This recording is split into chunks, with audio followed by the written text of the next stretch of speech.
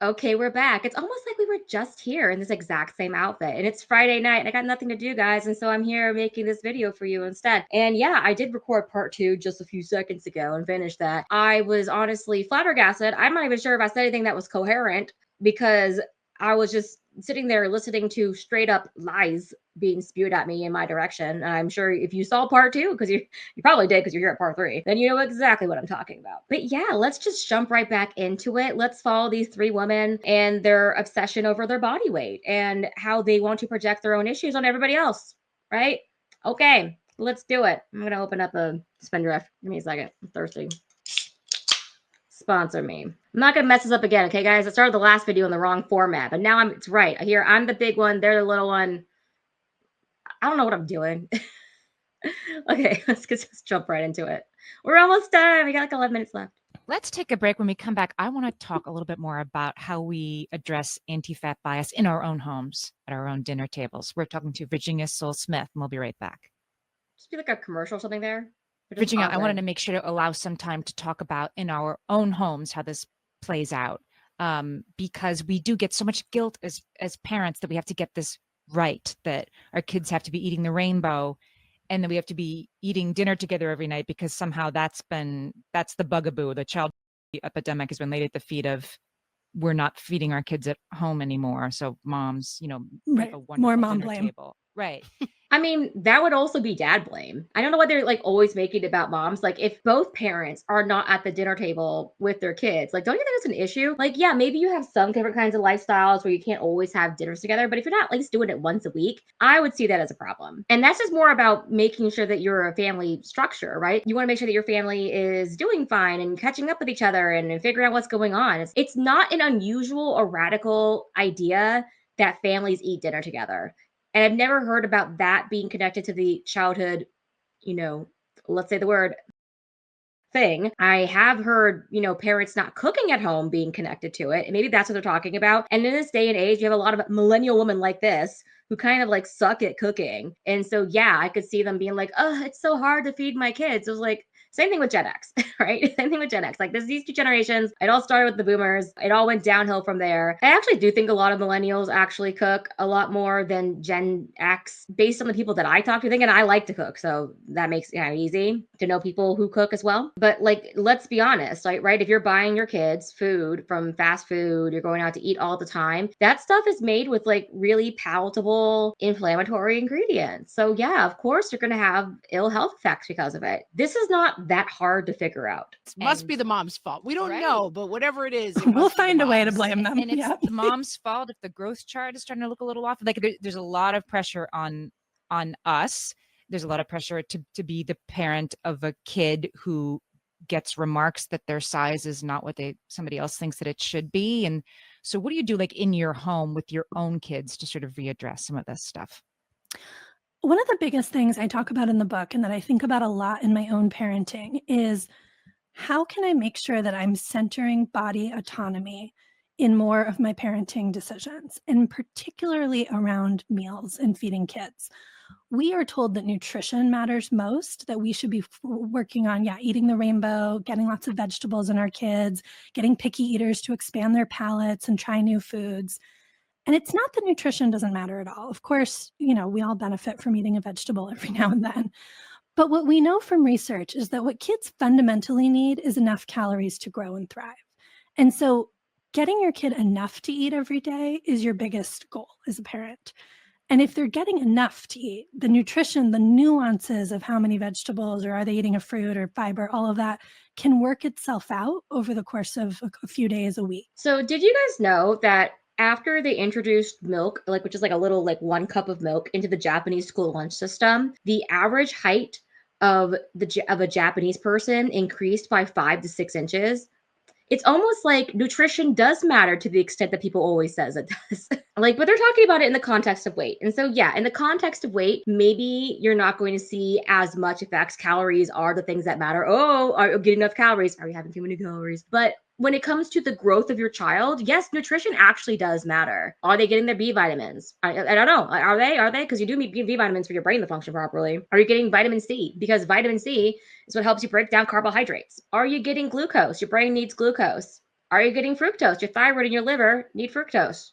Your muscles need protein to build on each other. I mean, I could go on and on and on, okay? At the end of the day, yes, make sure your kids have calories so that their body can like actually function and survive, but you should be thinking about nutrition. This is crazy. To see that kids will naturally gravitate to those food groups. So I think there's good reason to put the nutrition piece aside a little bit, let ourselves off that hook, because that's like really tied up in culture and perfectionism and all these, expectations heaped on moms. And because the other thing is, when you're overly micromanaging nutrition with your kids, you're actually depriving them of a lot of body autonomy at the dinner table. You're saying to them, I know your body better than you. I know how hungry or full you should be right now. I know what you need to be eating. And what we want to do is raise kids who know that they can trust their bodies first and foremost. There's a lot of what she's saying there that does not match up together, okay? Putting nutrition on the sidelines. Okay, just because you focus on nutrition doesn't mean that you're micromanaging nutrition. Let's say you have one vegetable with dinner. Is that micromanaging nutrition if you just happen to have like a couple spears of asparagus ready for your kid that are like cut up in little kid-size bites or whatever? No. And you're encourage your kid to eat part of the asparagus. Now, when it comes to if a kid is hungry or full, I can totally get that, but that is more metabolism calorie thing, not a nutrition thing, okay? And then you have the kid choose, okay, do you want to eat the chicken or do you want to eat the asparagus? And you go back and forth and you just make sure to not avoid asparagus because whatever picky eating reasons, right? I don't believe in picky eating. I don't think it's actually a thing. I think there's food aversion, which happens due to certain physical and psychological issues that happens a lot of time with kids who, like, for example, had like feeding tubes or cleft palate, things like that. That's understandable. But no, I don't actually believe in picky eating because I lived in Japan, and guess what? There's such a thing as a picky eater in Japan. Weird, right? It's weird when people are actually reinforcing, what kids should eat. They end up just like eating everything. And also, they're not a lot of fat kids in Japan either. Okay, I've seen the truth. You can't shield my eyes against it. But yeah, I mean, I also do believe in bodily autonomy for kids. Like, I don't think kids should be forced to hug family members or that they're uncomfortable with or things like that. Like, they should, be allowed to make decisions on their behalf. But if a kid's saying I'm full, if they can communicate that, like, yeah, believe them. But you can tell the difference between a kid who's eaten some of their food and a kid who's eaten none of their food, right? Or a kid has eaten a lot of food, right? There's a difference. You can observe that as a parent. But no, let's just keep like conflating these things together. They can listen to themselves. And if you think big picture about your goals for your kids as a parent, even if it is frustrating to me that I spent 40 minutes cooking dinner and my children are eating 2 bites and running away from the table, which is a true story in my house many nights a week. I was going to say true story every night of the week. Even if it is like frustrating in the moment to see that they are not like once again passing up the salad bowl. Big picture, I want my daughters to know that they can listen to their bodies first and foremost. I want that to follow them into dating, into employment situations, into sports, into anything else they're doing with their bodies. I want them to know that they can trust that voice that says, this doesn't feel okay to me. And so if that means letting them say no to eating broccoli, that feels like so worth it to me in the big picture sense. And I think that's one of the most fundamental gifts we can give our kids in terms of fighting anti-fat bias too, because if they can trust that their bodies are good, no matter what, if they can know that they can listen to themselves and that that's separate from whatever size their body happens to be, whatever changes they're going through during puberty, bodies change constantly, right? But if the through line can be, you can listen to yourself first, that's such a powerful gift we can give them. Okay, I just want to say, if you go back 2 videos ago, so 2 days ago, and you see the video that was restricted, I was tweeting the article in the New York Times about her book and how she basically is employing this in her real life. She has snacks like out all the time for her kids. Okay. She has snacks all the time out for her kid. She puts Cheez-Its on the table for her kids alongside with what they're eating for dinner. The refrigerator's never closed. The closet's never closed, whatever. I mean, I don't really care about that as much, but I'm saying like the reason why her kids are having 2 bites is because they're eating throughout the day and they're likely eating snack food. The average kid, if they're not having snacks and they're just having meals, like let's say 3 meals and like 2 snacks, right? They're going to be hungry for dinner. It's like she puts this information out there and she thinks that we won't actually go out and read it. And that she can just make up a new story here without us having any context and be like, oh, that's interesting. A kid only ate 2 bites. Well, I guess they weren't hungry. It's like, no, women, we know how you run your household. The kid once ate a stick of butter off the table. We were all there. We all read it. And it really takes the pressure off. It makes dinner way more pleasant too, because now you're not battling over, the 3 bites of chicken or whatever. And you can just say, I'm raising a kid with body autonomy. I will tell you though, there's one downside to this, which is last week, we were traveling and we took our kids misguidedly to a very fancy restaurant for like a very fancy dinner for my mom's birthday. The worst feeling. The worst. You just know it's going to go badly, right? Oh, and it turned out so when we got quiet, all you there, hear is the clinking of the silverware.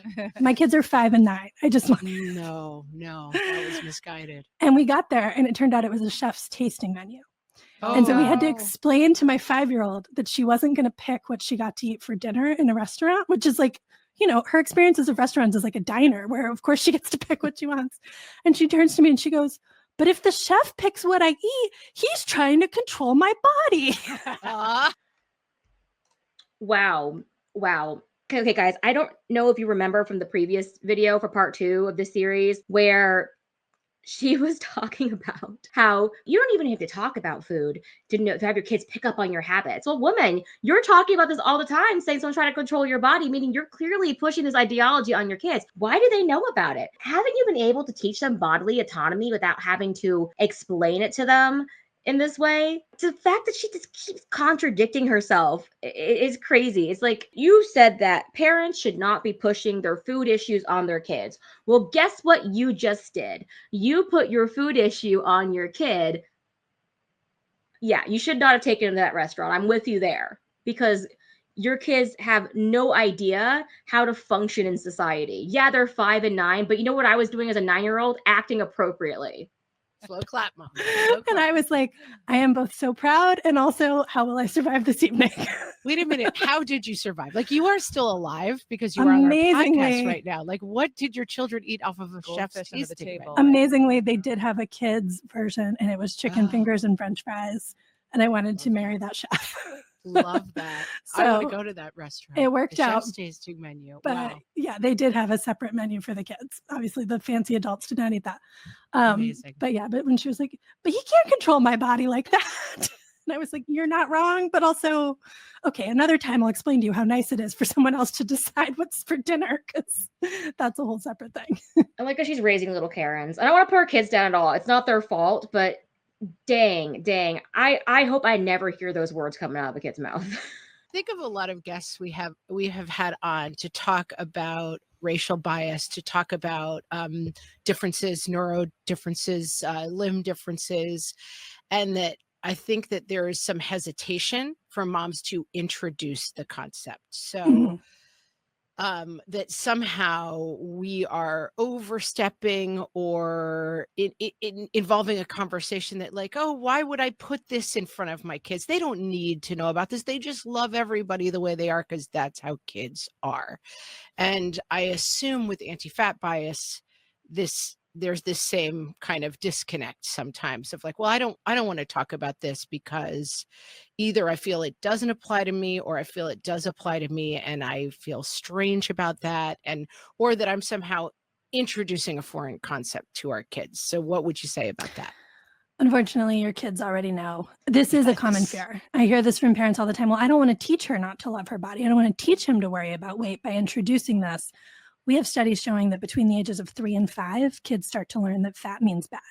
So unless you're, if you're parenting a 2-year-old, okay, you're off the hook for a few months, but the rest of us have to start doing this work. So I had a really interesting comment on one of my previous videos. I can't remember if it was this one or the one before that. And shout out to you. I don't remember who you are at the moment, but it was really interesting. We talked about like how probably the reason why we recognize someone being overweight as unhealthy is because if you think about like back when we were like coming up as like K people and stuff, somebody who is like bloated and puffy and swollen was a sign of disease. And so we had to learn to visually associate those things with disease. Now, we see that in somebody who's fat and we're like, oh, that person's unhealthy because we've had like millions of years of evolution to come to that conclusion. And I don't think it takes society to change that point of view in children. Okay. I think their own natural programming is going to pick up on that because, as I said in a few videos ago, everything in life is 50-50, nature versus nurture, right? Like you could be raised around fat people your entire life, never see a thin person in your life. And there's always be a part of you who's going to look at people around you and you're going to see a norm and a difference. Okay. And you're going to wonder, why is that different? Yeah, not all differences are bad, but like I said, millions of years of evolution, if you're swollen and puffy, it's likely an indication of disease. And it's important to be doing this work for a couple of reasons. One is, yes, if you're raising a kid in a bigger body, believe me, they know. Believe me, they are picking up on the messages from the rest of the world. And your home needs to be their safe space. It needs to be the place where they know their body is unconditionally loved and accepted, and that you're going to work with them to support them and give them the tools they need to navigate this. Yeah, and I'll agree with her there. I don't feel like people should be putting their issues on kids. I mean, she clearly is putting her issues on her kids. We know that for a fact based on what her daughter said. But when it comes to you having like a kid who's like fat, like if you have a fat kid, like I'm sorry, mom, this is like where she failed on this, where she just like brought all of her diet stuff into the house, and it made me really paranoid as a kid. Made me want to give up very easily whenever it came to trying to get healthy or just accepting my body as it was and just being more athletic. Don't ever try to make kids, lose weight during puberty if they're only slightly overweight, right? That's crazy. Kids need calories to go through their growth spurt. But yeah, like this is where I'll say, this applies to children. That being said, people grow up. People need to then eventually start managing their own intake of food. You as a mom can no longer control it, and they will have to know enough. They will have to know how to cook. They'll have to know how to clean. They'll have to know how to take care of themselves. And so eventually this stuff will come into the conversation. Because this is something they have to deal with and that they are already dealing with. And so you need to show up and support them. So that's one piece of it. If you're raising a thin kid, you may be more likely to be like, well, it's not really a concern yet, and I don't have to deal with this. But here I draw the parallel with racism. If white parents don't talk about racism, we raise kids with racist beliefs. If that is so not true.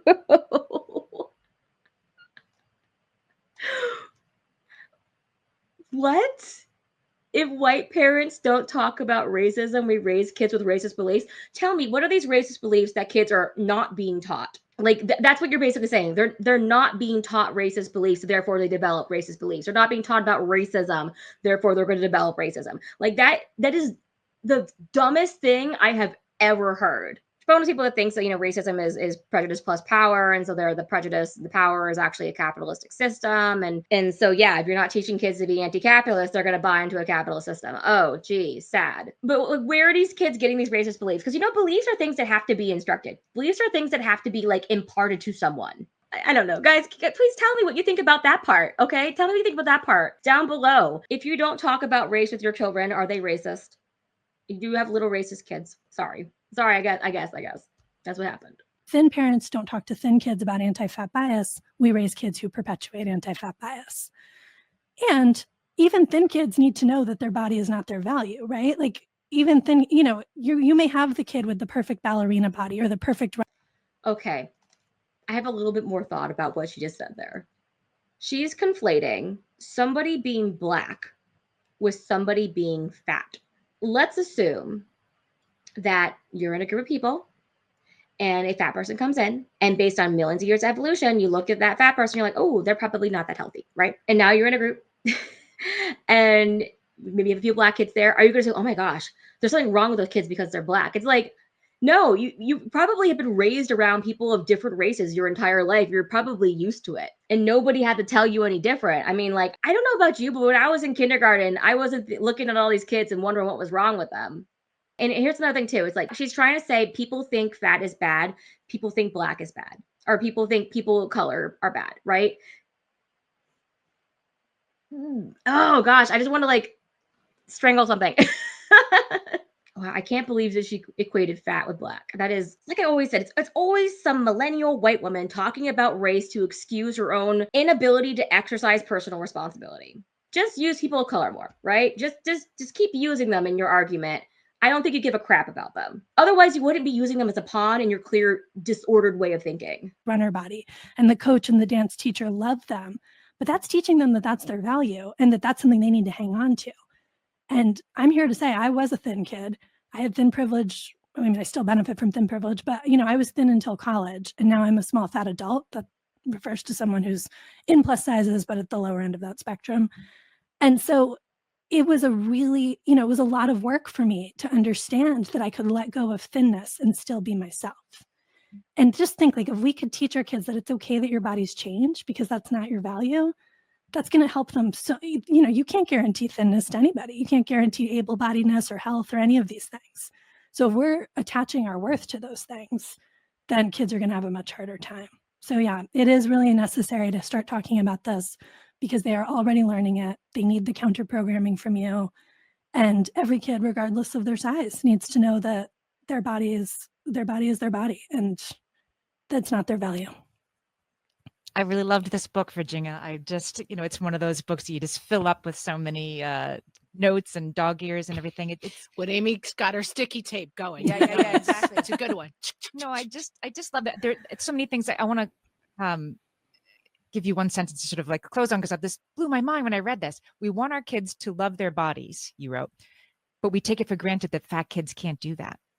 Not just sort of like, I was a chubby kid. I mean, I went through this phase where I was like not fat, but I was normal, like after I got through puberty, and then I was, told I was fat, and so I got fat again. But as a kid, I was kind of chubby because as I was approaching puberty, I put on a little bit of weight, to get ready for that growth spurt, right? And yeah, there were definitely times when I was like looking at all the other kids who were not approaching puberty as fast as I was, and I could see the difference, and I felt bad about myself. There was even one of my dad's friends called me fat at one point.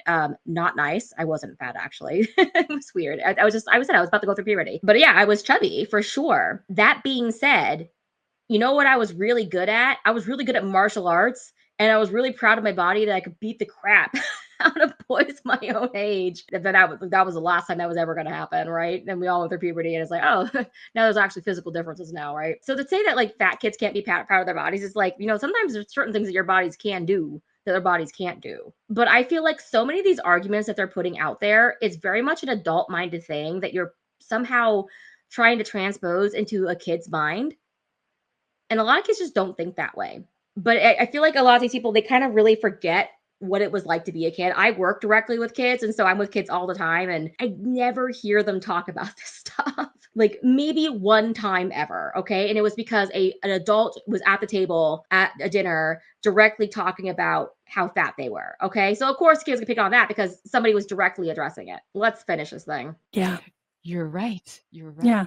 And they all deserve to be able to do that. Yeah. Yeah. We all, adults too, right? Yeah, I absolutely. Because it's all about us, guys. It's not actually about you. It's not actually about the kids. We're just using the kids as an excuse to make excuses for ourselves. At the end of the day, that's what it is. I have made the assumption that you need to look a certain way to feel happy in your body. And then I'm thereby increasing the likelihood that that is true. Right. I know. So I learned a lot from this book. Oh, I so appreciate that. Thank you.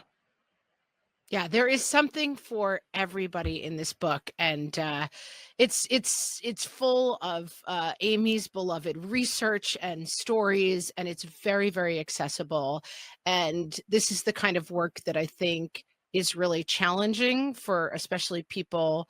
I have had it in my own life, weight struggles, and feeling very emotionally, I'm finding myself teary just having this conversation. Like it just, this stuff goes really deep. And I think it can be really easy to just be like, well, I'm done. I'm not weighing myself anymore. Done. Let's put that topic away, because I think it's important to say that this topic can be really, really hard for people. But we want our kids to have the benefit of our knowledge and our age and our calmness. And I think that this book really helped me. And I think it can help a lot of our listeners who are really trying to find a new way through this topic. It's just a bunch of women with body complexes and complexes over their weights, projecting their issues on kids and pretending it's the opposite. So, Virginia, thanks so much for being with us today. Oh, thank you for having me. That means so much. Okay, guys, there we have it. We finally finished part 3. And it just seems like it just got progressively worse the more that we watched. And it's funny how she was saying like, oh, I'm tearing up thinking about, yeah, I could tell you were emotional from the beginning. Let's look at the thumbnail, okay? It's the same one I had in the last 2 videos. We could see this was a very emotional topic to you. But weight shouldn't be emotional. That's the first red flag there, okay? If your weight is an emotional issue, if you're finding yourself crying over it for some weird reason, you've already lost the battle, okay? You have to take emotion out of the equation. You have to desensitize yourself to your body, okay? And obsessing over it like this, in my personal opinion, is giving the opposite effect, because all we have to do is look at her kid being like, they're trying to control my body by giving you a chef's tasting menu. I mean, I don't know about you, but by the time I was 9 years old, I'd already been in that situation where people put things in front of me. I was like, okay, I'll eat it. Whatever. It's really, really, really strange to see this woman in particular, Virginia Soul Smith, claim that she's doing all these things to not have her kids focus on their bodies, and the first thing out of their mouth is about their body. But are we surprised? No. Well, I mean, I'm going to probably find some more stuff by her. I'll take a little break for now, find some more stuff later and catch up and see what other deranged things she's saying, what other delusional realities trying to impart on poor victims out there in the world. But for now, I'm going to get going. And I'm sorry this comes off a little mean. I'm just a little frustrated by having to deal with just basically how illogical this all is, right? But other than that, I guess I'll see you guys later. You have a great night. I need a makeup break. I'm broken out. I hate it. I guess I'll try to film on Sunday, I guess.